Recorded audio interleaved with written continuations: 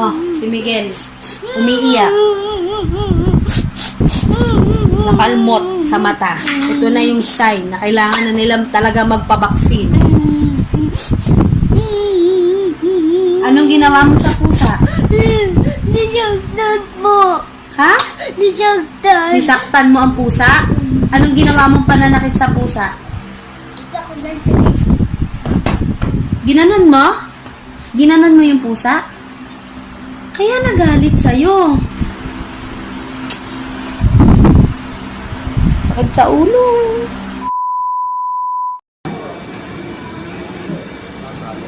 Ay, una ko lalagay.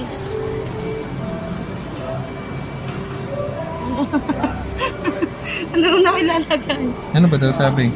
Ilalagay nga doon pangalan ng bata at ano. Pangalan ng kabit. Ako, ay, Kung maisulat mo yung pangalan ng kabit. Ano yan, Day? promissory no. Ano yan? Booster lang sila. Booster. Si Miguel, alam ko. Kalmot ng pusa, kagat, basta malapit sa ulo, delikado. Huwag iiyak ha. Hinga ka malalim ha. Ay, Oo. very good ba to? Huwag iiyak ha. Huwag iiyak. Sama tapong naman pala na bata eh.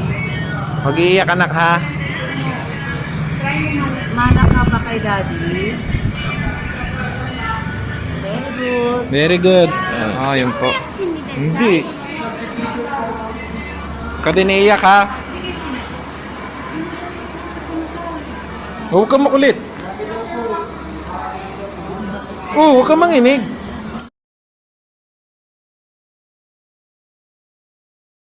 Pinipigilan niya yung sakit. Marcos, huwag ganyan. Parang bakla eh, si Miguel walang galaw-galaw.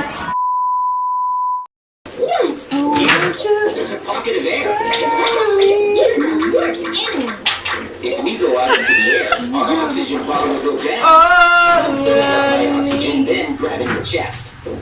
Okay, ready? Open. Oh, paper. Uh-oh, my oxygen volume. Check it out, baby. I want you stay with me. Wait a second. Nakita mo naman. We made it. Oh, The person is leaving us. What is it? this Look, Mikey. No way. It's a sunken ship. Thanks, Dolphin. Yeah. darling, stay There's a chance anyone can use the sunken ships. Let the treasure hunt begin. Kahapon nga guys, pumunta nga kami doon sa Animal Bite Center sa may Pamplona, sa may Las Piñas. Pinaturukan namin sila ng anti-rabies. Update ko pala kayo doon sa turok ni Kuya, sa anti-rabies. Tsaka tinurukan din pala siya ng anti-tetanus kahapon. So pumunta ako ng barangay para makakuha ng referral at para mapaturukan sila ng anti-rabies kasi madalas nga nakakalmot na sila ng pusa. Tapos, isa pa nagpa-ano sa akin para ipaturukan ng anti-rabies. Ito si Miguel, nung isang gabi. So, si Miguel ay nakalmot ng pusa dito sa mata. So, ito na guys, yung turok ni Kuya. So, kagabi siya ay medyo mainit-init. At saka, nirereklamo niya kasi masakit nga yung tusok sa kanya. Ito yung ano niya, turok niya ngayon guys. Oh. Ito. Ito yung anti-rabies. Ito yung tetanus. So, ito yung sinarereklamo niya kagabi na masakit. Yung tetanus, yung turok ng tetanus. So, nag-search ako kahapon sa Google kagabi. Kasi nga hindi siya masyadong makatulog. Mayat-maya siya nagigising. Tapos yung katawan niya is parang mainit. So, nag-search ako sa Google ng kung ano yung parang side effects ng tetanus. So, ayun, nabasa ko na parang yun nga, mamamaga, parang 2 to 3 days bago siya mawala yung pamamaga. Normal na parang may fever ka, pero hindi siya ganun kataas. Nagkaroon si Marcos, tas ang init ng katawan niya. Hindi naman siya ganun kataasan, parang mga 37, mga ganun lang. Tapos, inobserve ko siya kagabi na baka mamaya tumaas yung lagnat niya, ganyan. So, hindi lang siya makatulog kasi nga, sa nireklamo niya, masakit daw. So, madaling araw, mga alas 2 siguro, pinainom ko na siya ng paracetamol kasi nga, bukod sa mainit siya, pero normal lang naman natin, masakit nga. So, parang hindi siya makatulog dahil nireklamo niya yung sakit ng turok sa kanya ng tetanus. So, kasi si Miguel, kung yung sa anti-rabies yung masakit, di sana si Miguel, masakit din yung kanya.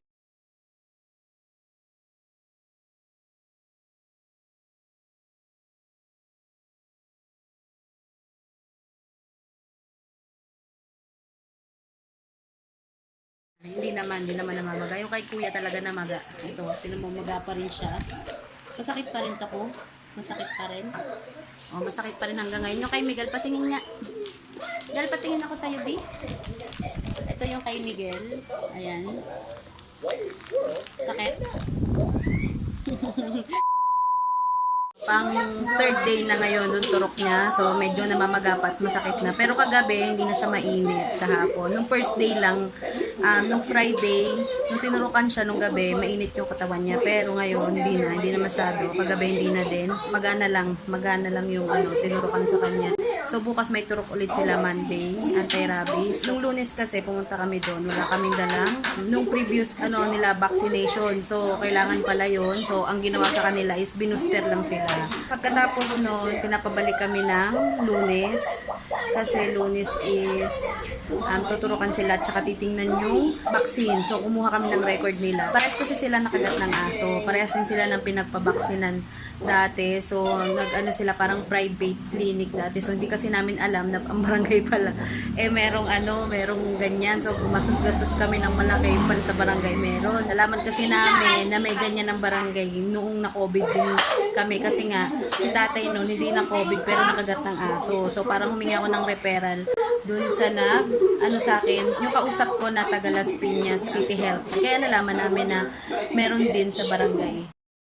Minsan nga talaga meron tayo natututunan sa past na experience natin. Sabi nung clinic na pinagpabaksina namin, si Miguel daw is kompleto talaga kasi nakagat siya ng aso sa mata tapos si kuya sa may tuhod. Tapos guys, si Miguel ay parang kailangan lang siyang boosteran kasi valid pa naman yung erig niya. Kasi kuya parang expired na. So bukas parang feeling ko matuturukan siya ng madami. Kaya medyo pa naman si kuya sa turok kasi nga may trauma siya nung naoperahan siya kaya medyo siya parang di naman niya nirereklamo pero laging tuturukan na naman ganyan. Kung tinuturuan ko siya ng inhale exhale kasi nung pag nagpapaturok siya parang lagi siyang parang akala mo nag-epilepsy yung ginagawa niya. Sabi ko, bakit mo ginagawa yung ganyan? Sabi niya, parang hindi niya daw maramdaman, parang nanginginig siya. Sabi ko, ang sakit naman sa ulo na nanak. Kaya ngayon tinitrain ko siya ng inhale exhale pag may nararamdaman siyang sakit kasi alam mo talagang tuturukan na naman niya ng baka madami, baka turukan ulit siya ng erig, so baka madami yung iturok. Kaya pinapractice ko siya mag inhale exhale.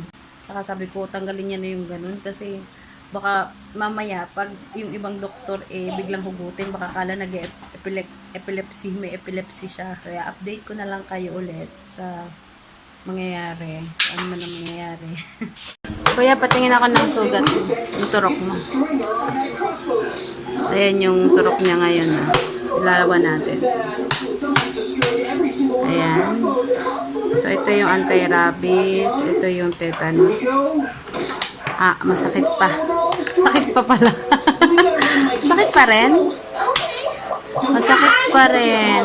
Pero tinan nyo guys, mapula pa rin, oh.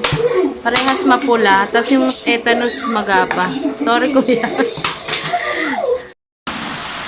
Yan, tanongin niya si Miguel kung paano maging masipag.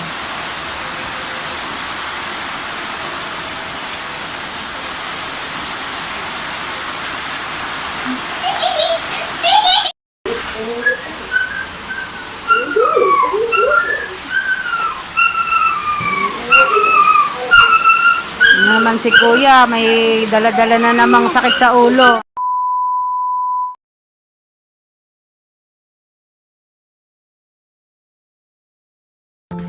Yay!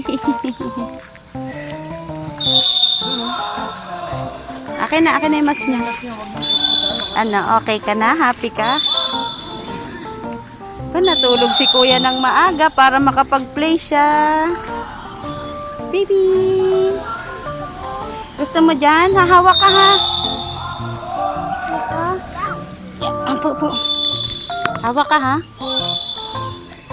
Yay! Duyan. Duyan.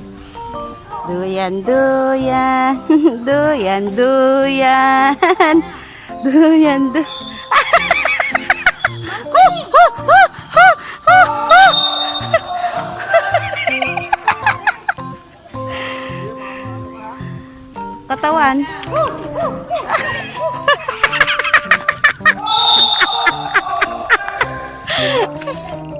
Yay!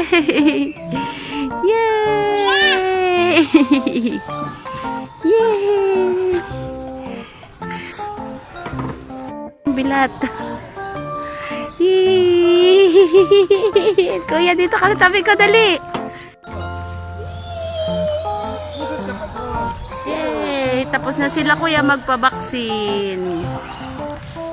Kuya, tapos na ang turok mo? So, ayan, tapos na sila magpaturok. So, ano muna si kuya. Gusto niya daw kasi maglaro dito. Last time kasi, nakita niya to, nakasakay na kami sa pedicab. Kami magkatalang tumalon.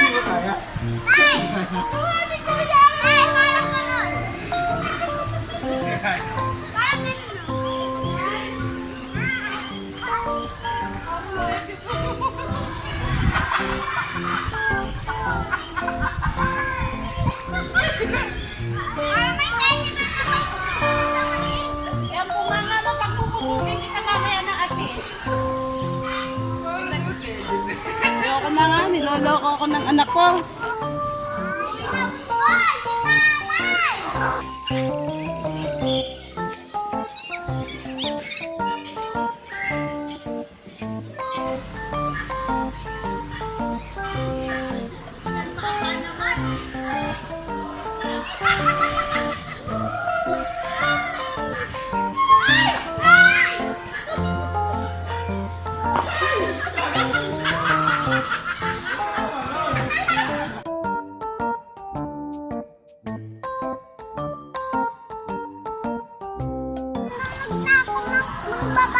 Abo, ang galing mo.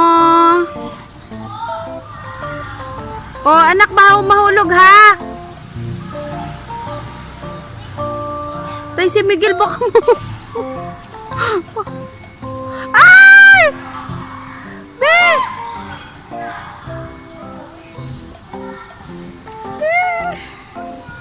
Uy!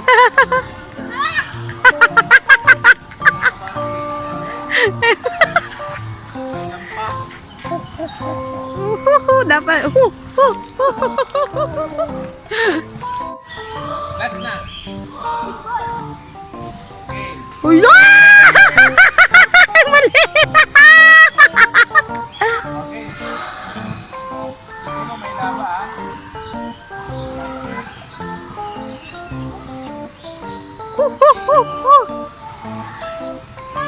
Go, kuya! Go, kuya! Laglag na sa laba.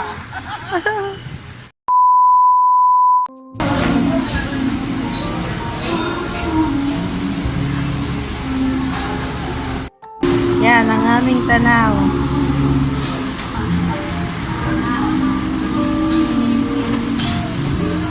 Sultan na kita.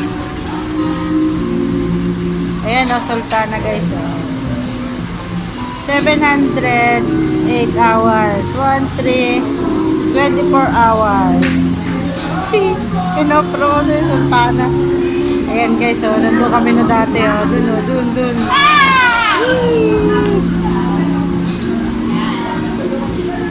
Ngayon, wala kami pang Sultana. Pinang-Jollibee na.